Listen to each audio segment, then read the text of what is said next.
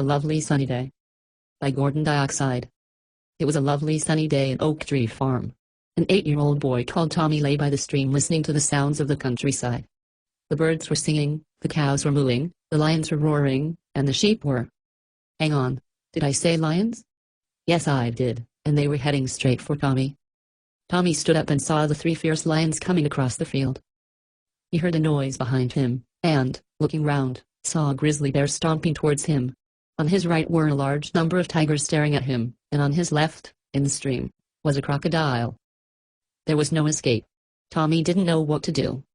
He thought for a moment and realized that the only way out was downwards, so he got a spade and started to dig. But he couldn't dig fast enough. The lions were rapidly approaching, the grizzly bear was just a few feet away, the tigers were starting to move, and the crocodile was snapping at his heels. Suddenly, a spaceship flew down from the sky and picked him up. Phew, that was a close shave, thought Tommy. Now he was flying through space at 100 miles an hour. The spaceship was driven by 2 aliens, both called Dave. They were green with large red eyes and yellow horns. One of them was wearing a t-shirt with the words "I've been to Buckingham Palace and seen the Queen" across the front. The other one wore an identical t-shirt.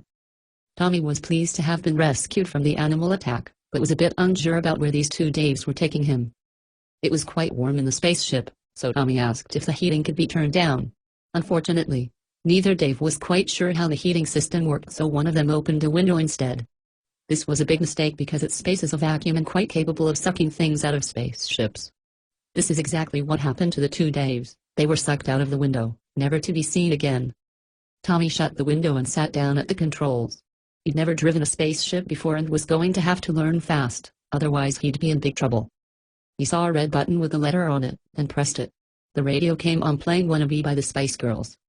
Pressing a button marked W started the windscreen wipers, but it wasn't training, so he turned them off. Eventually he taught himself how to control the spaceship using the steering wheel and gear stick. He brought it down to Earth and landed in his back garden just in time for tea. He told his mom about his little adventure, but she told him to stop telling lies and get on with his fish fingers. 40 years later, Tommy was 48 years old and he went on holiday to Spain with his family. While relaxing on a beach, he saw 2 objects falling from the sky. They landed on his towel, and, on closer inspection, Tommy realized that it was the 2 Daves. After all this time they had finally fallen out of space and back to Earth. The 2 Daves were delighted to see Tommy, and Tommy said he would look after them. Now, although the 2 Daves looked the same, they were in fact completely different. One was clever, and one wasn't. Let's call them Clever Dave and Not So Clever Dave. Tommy said he would drive them to a shop to get some decent clothes. Tommy got in the driving seat, Clever Dave got in the passenger seat, and Not So Clever Dave got on the roof rack. When the car started to move, Not So Clever Dave fell off the back of the car. He had to chase after them, but as he wasn't very good at running, he decided to catch a bus. He climbed on board the number 46 bus and sat on the driver's lap. The bus followed the car all the way to the clothes shop. In the shop, Clever Dave put on a nice black suit and tie.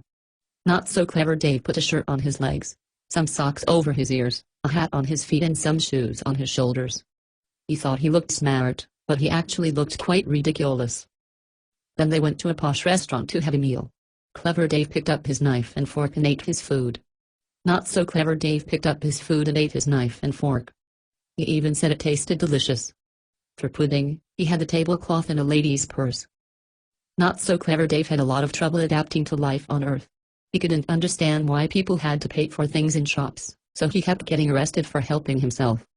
One day, the 2 Daves were making a cake for Tommy's birthday. Clever Dave was mixing some flour and sugar, while Not So Clever Dave was mixing some eggs and dynamite. When Not So Clever Dave put the mixture in the oven, there was a huge explosion and both Daves were blasted back to space, never to be seen again. Tommy was sad to lose his friends, but tried to get on with life as best he could. Another 40 years went past and Tommy was now very old. One day, he was doing some gardening when he saw an aeroplane flying past. There seemed to be something hanging from one of the wings, so he got his binoculars to have a better look. Suddenly, whatever it was came free from the plane and started to float down to the ground. It turned out to be 2 things, not one, and both of those things were Dave's. Tommy was delighted to see his old friends again, although it was a shame that Not So Clever Dave had landed on his flower bed. They went into the house and got something to eat, because both Daves were hungry after floating around space for 40 years. Tommy mentioned that he wished he were young again, because being old can be a bit of a problem. Then an amazing thing happened. Clever Dave produced a pack of magical wishing powder and sprinkled it over Tommy. Suddenly, Tommy was 8 years old again. He was lying by a stream in Oak Tree Farm and it was a lovely sunny day. The birds were singing, the cows were mooing, the lions were roaring, and the sheep were.